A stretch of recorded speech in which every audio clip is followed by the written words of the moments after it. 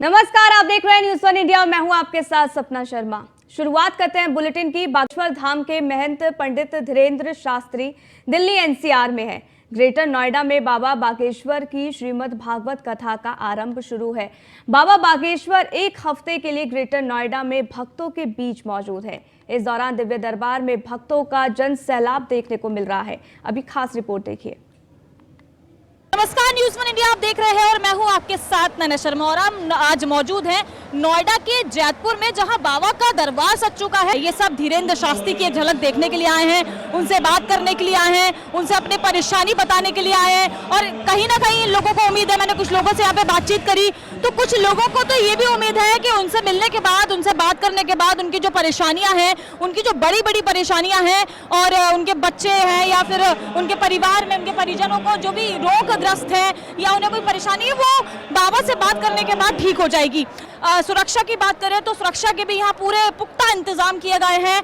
हर जगह आपको देखेंगे, आपको यहाँ पे पुलिस आपको हर जगह नजर आएगी। वॉलंटियर्स यहाँ पे कोने कोने में खड़े हुए हैं। वॉलंटियर्स यहाँ पे खासा ख्याल रख रहे हैं कि किसको कहाँ पर बैठाना है, जनता को किधर किधर बैठाना है और बहुत ज़्यादा यहाँ पे कोई परेशानी ना हो किसी को। तो हर तरीके से यहाँ पे सुरक्षा का भी पुख्ता इंतजाम किया जा रहा है। वहीं लोगों से हम बात करेंगे, जानेंगे कि क्या क्या अरदास लेके वो बाबा के पास आए हैं, उनकी क्या क्या ख्वाहिशें हैं बाबा से। बागेश्वर बाबा विश्व का कल्याण करें, सत्य बात है ये। एक झलक आप बाबा की देखने के लिए तो देखा आपने कैसे श्रद्धालु जय श्री राम के लगातार नारे लगा रहे हैं और सिर्फ बाबा की, कुछ लोग कह रहे हैं कि हम बाबा को सिर्फ देखने आए हैं, पूरा विश्वास हमें बाबा पे है, एक झलक हमें बाबा की दिख जाए तो हमारा भी उद्धार हो जाए। आप आज धीरेन्द्र शास्त्री के दरबार में आए हैं, बाबा बागेश्वर सरकार में आप आए हैं, किस गुहार को अपने लेकर आए हैं, क्या आप चाहते हैं? मैं अपनी बेटी को लेकर के आई हूँ कि मेरी बेटी यहाँ पे सही हो जाए। मेरी बेटी को इसकी माइंड की एक नस इसकी डैमेज है और ये पूर्ण रूप से मतलब कुछ भी कर नहीं पाती है, कुछ नहीं कर पाती है। ये कितने साल की? ये हो गई 13-14 साल की हो गई है। मन्नत लेकर आई हैं अपनी, क्या अरदास है? मैं अपनी मंगत लेके आई हूँ। क्या मेरी बेटी डायलिस पे है, वो अगर मेरे से पहले वो चली जाए, मैं बाद में चली जाऊँ। क्या कोई है नहीं घर में करने वाला। मैं कहाँ है आपकी बेटी, कहाँ है? बेटी को नहीं लाई, बेटी चलाई जाता बेटा। बेटी क्या दिक्कत है उसको? किडनी की है। हाँ? किडनी खराब हो गई। खराब हो गई, किसी हॉस्पिटल में है वो भी? मैक्स हॉस्पिटल में डायलिस करवाती हूँ 12 साल से। आप उनके लिए यहाँ दुआ मांगने, आप दुआ मनाने आई हूँ, अपने पैरों के लिए आई हूँ बेटा। कहा मेरा शरीर सही रहेगा तो उसका करूँगी मैं। काफी देर से आपको देख रही हूँ, ऐसा लग रहा है कि धीरेन्द्र शास्त्री की, श्री राम की एक बहुत बड़ी भक्त हैं आप। तो यहाँ पर कहाँ से हैं? हम दादरी से हैं। अच्छा, तो नाम लविश दीक्षित। विश्वास है धीरेन्द्र शास्त्री पर, क्या कुछ कैसे?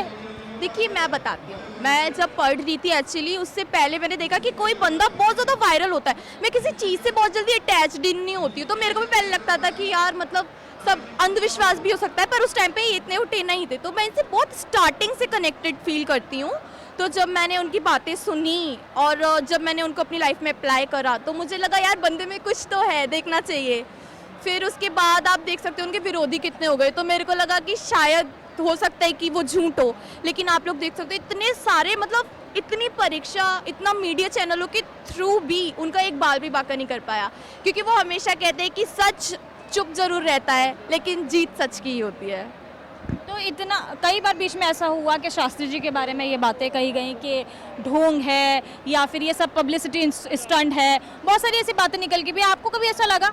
नहीं, मेरे को एक एनवायरनमेंट होता है आपका सराउंडिंग का, तो मेरे भी पेरेंट्स वही हैं, वो भी बोलते थे ये सब पब्लिसिटी है। तो इतना ज़्यादा पब्लिसिटी हो गई कि वो भाग गए, तो मेरे को भी लगा शायद वो गलत है।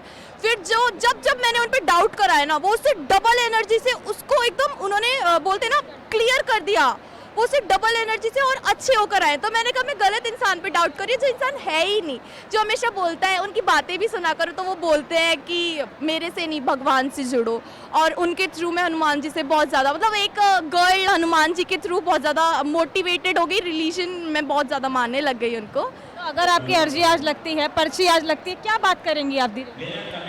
मेरी पर्ची तो मैं नहीं चाहूँगी, क्योंकि आपने सुना होगा, पता है वो कहते हैं कि ना पर्ची से कुछ नहीं होता। अगर आप लोग यहाँ पे बैठे हो ना तो भी उनके बाबा हनुमान बाबा सुन लेंगे, तो मेरे को नहीं लगता मुझे पर्ची की ज़रूरत है। पर हाँ, अगर मेरी पर्ची लगती है तो मैं ज़रूर मांग करूँगी कि अपने लिए नहीं, लेकिन ये हिंदू राष्ट्र बने। क्योंकि अभी पता है क्या हो रहा है कि हमारे जो लोग हैं बोलते हैं अखंड भारत बने, पर हमारे पास अखंड भारत के लिए क्या है? पाकिस्तान, अफगानिस्तान, बांग्लादेश एंड ऑल, तो it is all Muslim countries.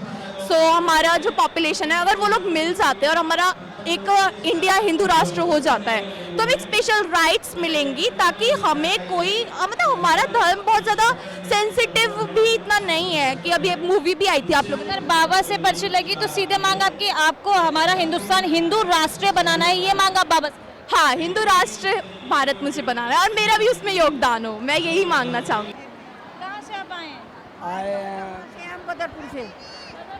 हाँ जी। क्या परेशानी है? क्या परेशानी है? परेशानी है, लड़का हमें छोड़ के चला गया। अब हम अकेले हैं, वो अपनी बहू को लेके अलग रहता है। अच्छा, आपको छोड़ दिया उसने? हाँ, नहीं दे, हमें छोड़ दिया, ना देता लेता है। हम ही दोनों आदमी हैं घर के। कोई कमाने वाला लोग पेंशन मिलती है 2500 रुपया, प्लाट है 50 गज का, बस। अब कुछ सांस की बीमारी है। तो बाबा के पास आप यही अपनी परेशानी लेकर आए हैं? हाँ, परेशानी लगी। परेशानी ये क्या, हमारा स्वास्थ्य खराब रहता, सांस की बीमारी है, बाथरूम। अब शरीर अब कोई बनाने खिलाने वाला नहीं है। कोई बता दो अगर वो लड़का आ जाए वापस तो।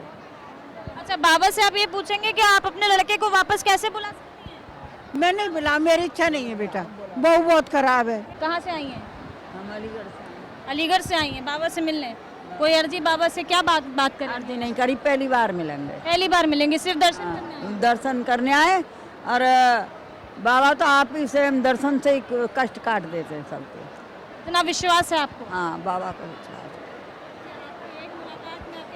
बस हम टीवी पे देखते रहे मेरे बाबा, और जो होएगी हमारे दिल में, और बाबा सुन लेंगे, दिल से ही सुनते हैं सबको।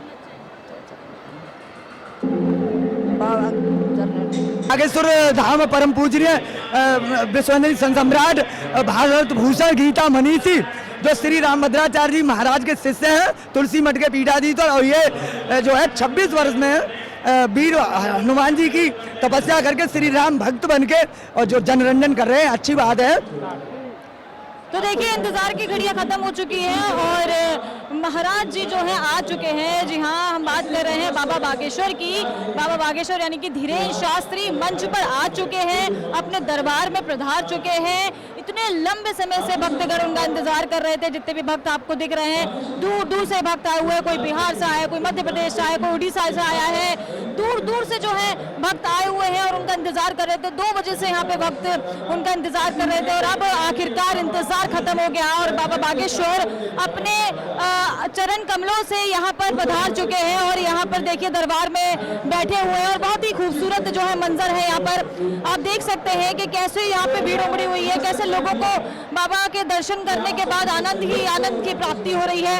और अब यहाँ पर कथा की शुरुआत की जाएगी। आपको बता दें कि 16 तारीख तक बाबा यहाँ पर कथा करेंगे। ग्रेटर नोएडा के 16 तारीख तक बाबा जो है यहाँ पे कथा करेंगे और ग्रेटर नोएडा के जैतपुर में ये आयोजन रखा गया है। ग्रेटर नोएडा के जैतपुर में बाबा का ये आयोजन रखा गया है। 16 तारीख तक कथा कही जाएगी और दूर दूर से जो है भक्त आ रहे हैं। बड़े उत्साह है भक्तों के अंदर। इतनी देखिए, मतलब इतनी गर्मी है और बारिश का जो है मौसम है, उमस का जो है मौसम है, फिर भी आपको उनके भक्तों में कमी देखने को बिल्कुल नहीं मिलेगी। हर जगह आप कैमरा में चाहे कहीं भी आपको घुमा दूं, चाहे दाई ओर, चाहे बाएं ओर, चाहे सामने से, आपको हर जगह भक्त उमड़े हुए मिलेंगे। और अब तो आखिरकार जो सुबह से इंतजार कर रहे थे बाबा का, वो इंतजार भी अब खत्म हो चुका है। नमस्कार। चलिए आगे बढ़ते हैं और लखनऊ से आपको खबर बताते हैं, जहां मिशन निरामया अभियान का शुभारंभ सीएम योगी आदित्यनाथ ने इसका शुभारंभ कर दिया है। यूपी के मिशन निरामया को नीति आयोग ने सराहा है। रेटिंग कराने वाला देश का पहला राज्य यूपी बन गया है, सीएम योगी आदित्यनाथ ने कहा। पहले मऊ और शामली माफियाओं के लिए जाना जाता था। आज माफियाओं के पलायन के लिए दोनों जिले जाने जाते थे किसी समय पर, लेकिन यहां पर अब मेडिकल कॉलेज खुल रहा है। ये सीएम योगी आदित्यनाथ और ये तस्वीर भी लगातार आप तक पहुंचा रहे हैं। तो मिशन निरामया, जिसके अभियान की अब शुरुआत हो गई है, कल सीएम योगी आदित्यनाथ ने इसकी शुरुआत की और इस दौरान तमाम तरीके की बड़ी बातें सीएम योगी आदित्यनाथ करते नजर आए।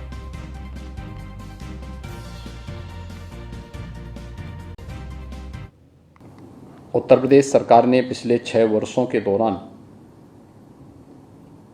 स्वास्थ्य और चिकित्सा शिक्षा के क्षेत्र में जो व्यापक परिवर्तन किए हैं, उस परिवर्तन की कड़ी में आज एक नई उपलब्धि हमारे साथ जुड़ी है, जब मेडिकल एजुकेशन के 2 नए संस्थान स्थापित करने के लिए MOU यहाँ पर अभी संपन्न हुआ है। महत्वपूर्ण बात यह है कि ये 2 अलग अलग क्षेत्रों में, एक पूर्वी उत्तर प्रदेश के मऊ में और दूसरा पश्चिमी उत्तर प्रदेश के शामली में PPP मोड पर नए मेडिकल कॉलेज स्थापित करने के लिए यह MOU सभी संपन्न हुआ है। आप अनुमान कर सकते हैं कि 2017 के पहले प्रदेश की स्थिति क्या थी। अगर हम गवर्नमेंट सेक्टर की बात करेंगे तो मात्र 12 मेडिकल कॉलेज या इंस्टीट्यूशंस 2017 के पहले उत्तर प्रदेश के अंदर स्थापित हो पाए थे, और आज उत्तर प्रदेश के अंदर 45 जनपद ऐसे हैं जहां पर गवर्नमेंट मेडिकल कॉलेजेस हैं, 16 में निर्माणाधीन हैं, जिनमें 14 गवर्नमेंट के हैं, 2 PPP मोड पर निर्माणाधीन हैं, और आज 2 नए मेडिकल कॉलेजेस के लिए MOU यहाँ पर होना मेडिकल एजुकेशन को प्रधानमंत्री मोदी जी के 1 डिस्ट्रिक्ट 1 मेडिकल कॉलेज की परिकल्पना को साकार करने की एक महत्वपूर्ण कड़ी है। इस अवसर पर मैं मेडिकल एजुकेशन को और जिन संस्थानों से के साथ श्री राजीव सामाजिक शिक्षा सेवा संस्थान, ज्ञान चेतना एजुकेशनल सोसाइटी, इन दोनों संस्थाओं को मैं इस अवसर पर बधाई देता हूं। निषाद पार्टी के अध्यक्ष संजय निषाद ने बताया है कि 18 जुलाई को एनडीए के घटक दलों की बैठक होने जा रही है। मैं भी बैठक में मौजूद रहूंगा, अपनी बातों को रखूंगा। उनसे खास बातचीत की हमारे न्यूज़ 1 इंडिया संवाददाता ने। 18 जुलाई को दिल्ली में एनडीए की घटक दलों के साथ एक बड़ी बैठक होने जा रही है। हमारे साथ बातचीत करने के लिए उत्तर प्रदेश सरकार में मंत्री संजय निषाद जी हैं। सर, आप भी इस बैठक में शामिल होंगे, किन विषयों को लेकर चर्चा होगी और सबसे बड़ी बात है कि आपकी क्या कुछ मांगे रहने वाली हैं? देखिए, मुख्य विषय हमारे भारतीय एनडीए का है कि इस देश की निचले पावदान पर रहने वाले लोगों को विकास की धारा में लाया जा सके।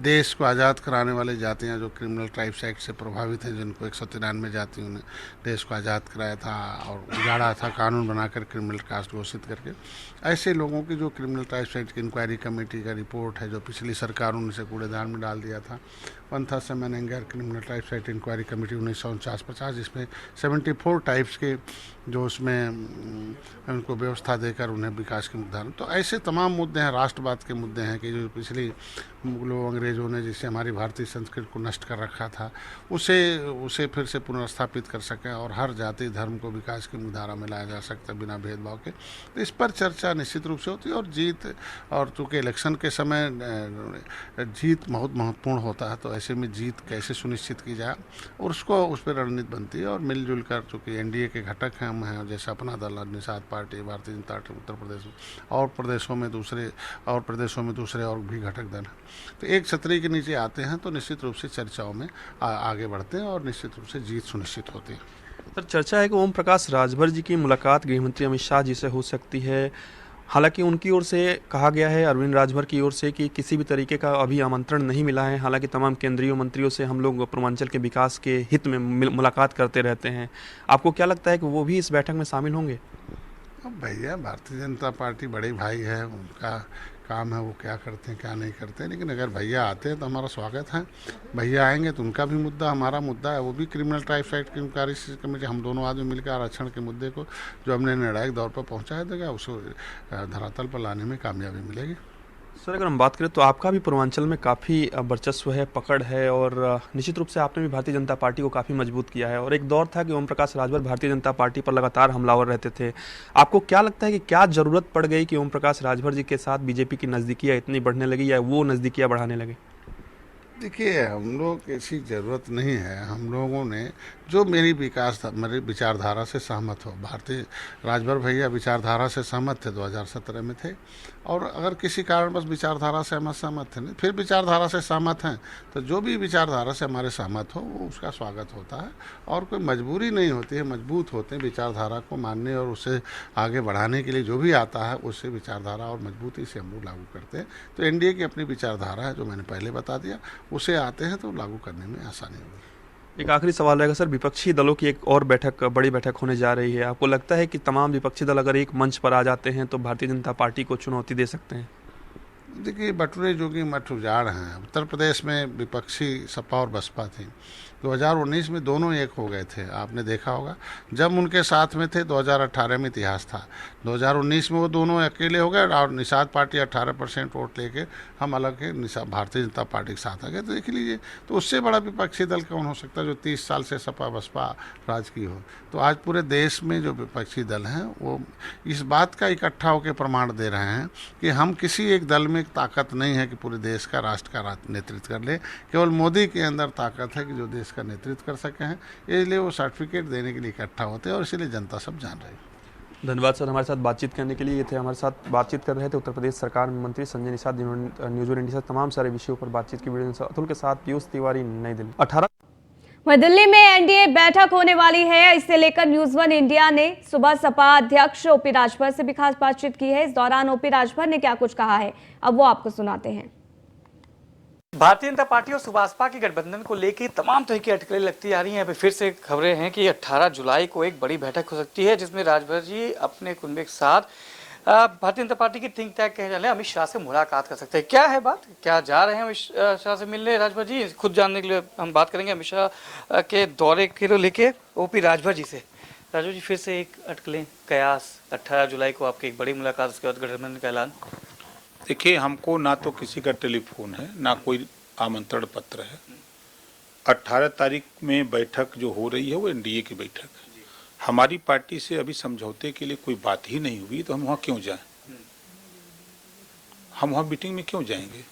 कयास लगाए जा रहे हैं कि हो सकता है उसके पहले आए अमित शाह और जेपी नड्डा से आपकी मुलाकात हो सकती है, बतौर एनडीए के नहीं, क्योंकि गठबंधन का हो सकता है उसके बाद आप कर दें, ऐलान कर दें। कोई बात करे तो फिर बात की जा सकती है, कोई परहेज नहीं है। कोई बात तो करे, जो बात करेगा फिर उस पर बात आगे बढ़ेगी तो विचार किया जाएगा।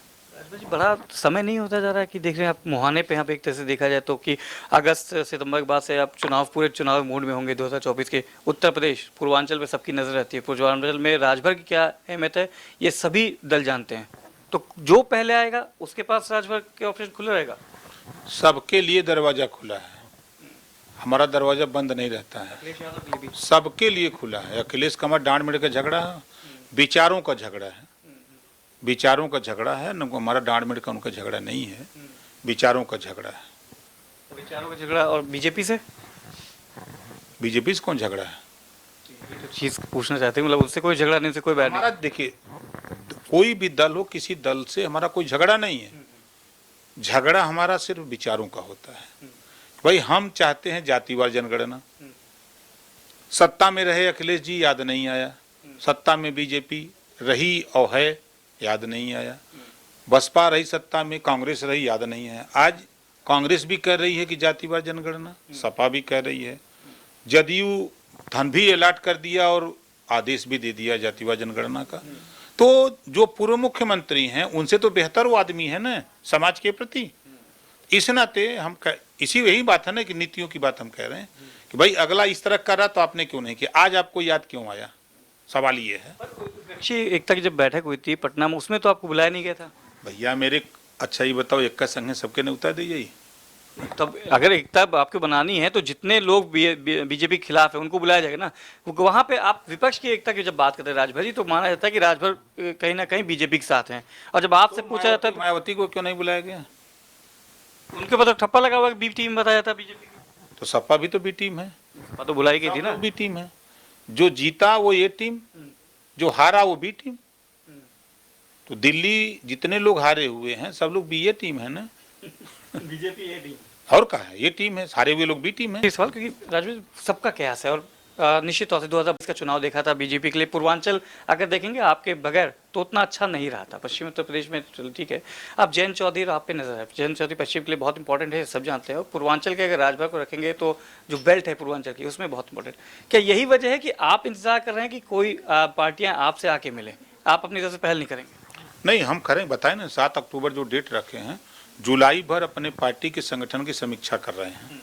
जुलाई खत्म होने के बाद तो फिर पार्टी के नेताओं से बात शुरू करेंगे गठबंधन पर। अगर कोई नहीं आता है अपनी तरफ से, अपनी तरफ से आप लोग पहल भी कर सकते हैं। हाँ बिल्कुल करेंगे। बहुत बार आपने बहन जी का नाम लिया है। क्यों नहीं मिलेंगे, बिल्कुल मिलेंगे, उनसे सबसे मिलेंगे। मिलने में कहा जा रहा है, बात रखेंगे भाई। आखिर में जब सब लोग एक चाहते हो कि समाज का विकास हो, प्रदेश का विकास हो, देश का विकास, तो फिर अलग अलग क्यों लड़ रहे हो? सब लोग मिलकर लड़ो। 18 तारीख तक दिल्ली जाने का प्रोग्राम तो नहीं, कोई प्रोग्राम नहीं। चलिए ठीक है, रात भर इतने बताते हैं दिल्ली जाने का कोई प्रोग्राम नहीं, पर अगर फोन आता है और बुलाया जाता है तो जाने में कोई संकोच नहीं है। पूर्वांचल में राजभर का एक राज है, एक छत्रराज है, उसकी ताकत सब जानते हैं और अभी अपना इंतजार करेंगे राजभर और देखा जाएगा कि 7 अक्टूबर को राजभर जी 7 अक्टूबर को पक्का 7 अक्टूबर को औपचारिक ऐलान भी करेंगे 2024 के लिए।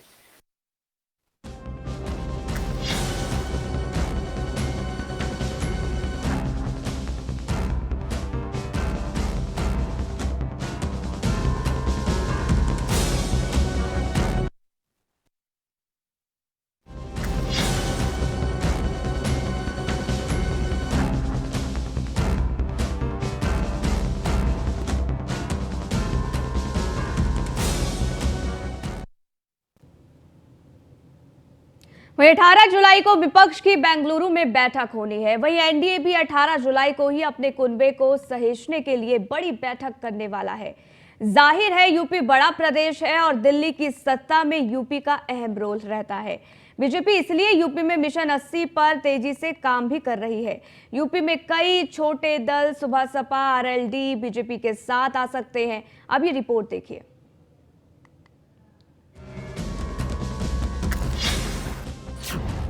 सियासत के मौसम वैज्ञानिक के मन में क्या है? राजभर की बीजेपी से बात, फिर गठबंधन कब?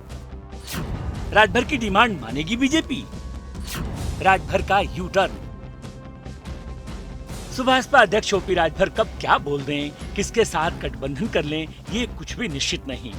कल तक बात थी कि राजभर बीजेपी के साथ गठबंधन कर लेंगे। बीजेपी के शीर्ष नेताओं से मुलाकात के बाद ये माना भी जा रहा था, लेकिन कल से आज कुछ नया हो गया है। सुभाषपा नेता और उनके बेटे अरविंद राजभर ने ट्वीट कर 18 जुलाई को होने वाली एनडीए की बैठक में राजभर के शामिल होने पर कहा उनको ऐसा कोई आमंत्रण नहीं मिला है। अरविंद राजभर ने ट्वीट किया,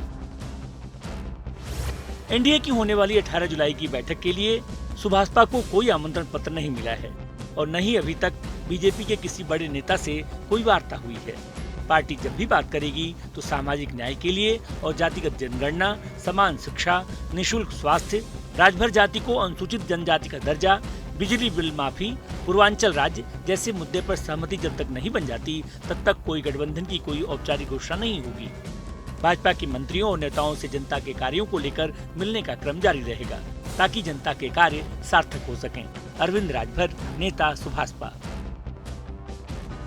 खैर, सियासत में ये तो कहने वाली बात होती है। लगता है बीजेपी और सुभाषपा के बीच कुछ सीटों का पेच फंसा है। जब तक वो बात पूरी नहीं हो जाए सुभाषपा अपने पत्ते नहीं खोलने वाली। बीजेपी को भी मिशन 80 को लेकर छोटे दलों की दरकार है। 18 जुलाई की बैठक में बीजेपी अपना कुनबा बड़ा करना चाहती है, इसमें कोई दो राय नहीं। ओपी राजभर अपनी पलटूराम प्रवृत्ति को लेकर जाने जाते रहे हैं। तो क्या राजभर का ये यू टर्न है या राजभर फिर नया यू टर्न लेंगे? फिलहाल उनके सियासी गुणाभाग पर नजर डालते हैं। यूपी के पलटूराम कैसे बने राजभर? 1981 में ओपी राजभर कांशीराम की मुहिम के साथ जुड़े। राजनीति में आने से पहले वाराणसी में भाई की जीप चलाते थे। 1996 में बीएसपी ने राजभर को वाराणसी का जिलाध्यक्ष बनाया। भदोही जिले का नाम बदलने को लेकर मायावती से मतभेद हुआ। 2001 में बीएसपी को अलविदा कहकर अपना दल के साथ जुड़े। सोनीलाल पटेल से भी ज्यादा दिन नहीं जमी और अलग हो गए। बनारस में राजभर ने अपनी पार्टी सुभाषपा का गठन किया। 2004 के लोकसभा चुनाव में यूपी की 14 और बिहार की 1 सीट पर लड़े।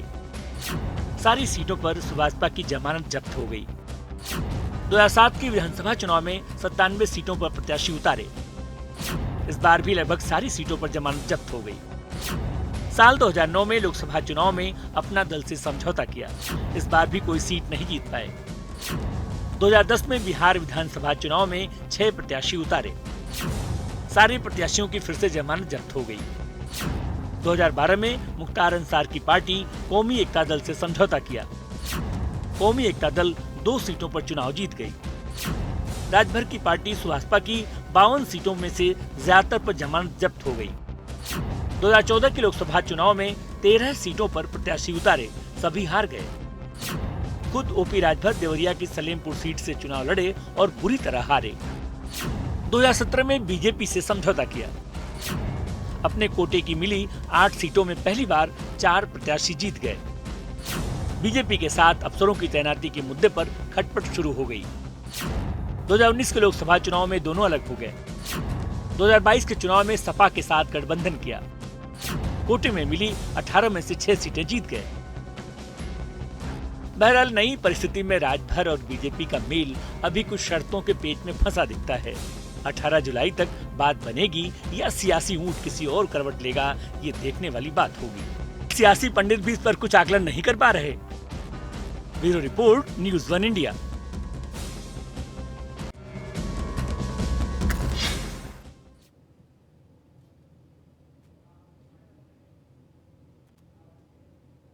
तो इस बुलेटिन में फिलहाल के लिए बस